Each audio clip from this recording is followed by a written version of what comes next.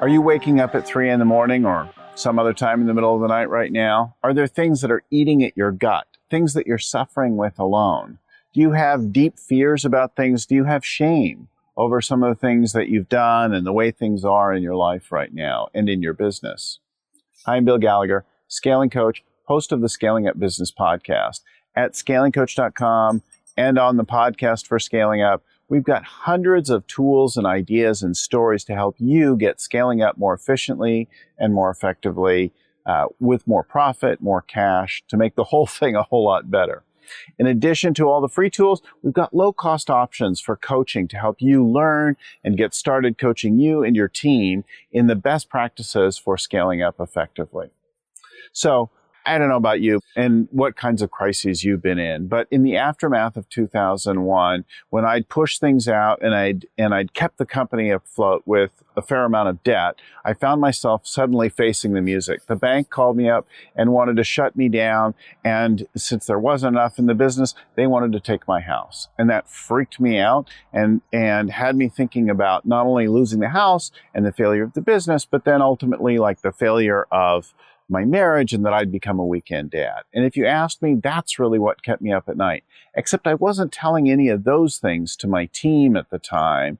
And although my wife was well aware of it, I wasn't talking with her about how I was feeling, what I was thinking. Mostly I was trying to navigate this impending collapse and then figure out how to get to the other side with as little pain as possible. But I shifted it all and realized that what inspired me to do was to really fight and produce some kind of breakthrough, but I just couldn't think of it on my own.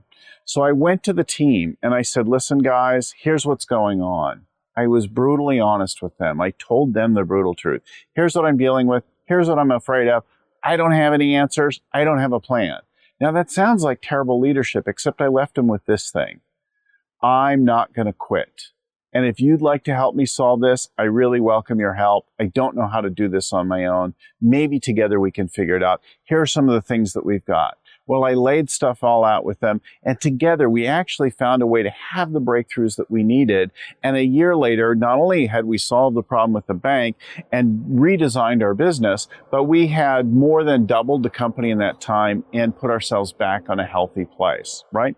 I thanked the team appropriately, but the key is this: telling the brutal truth, dealing with what's really there and not coddling your people or hiding things from your people or suffering alone in whatever it is. So whatever the emotional thing is and the fear and all that you've got going on, it's great to find the courage and the strength to get out there and to actually confront it all together.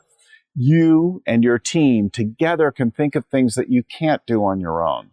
And the brutal truth, the really being honest with things, is the beginning of that. Hope this is helpful. Like I said, hundreds of stories and ideas like this at scalingcoach.com. Go find them there, or wherever you find your videos and podcasts, iTunes, Stitcher, YouTube, etc. We'll talk to you again real soon.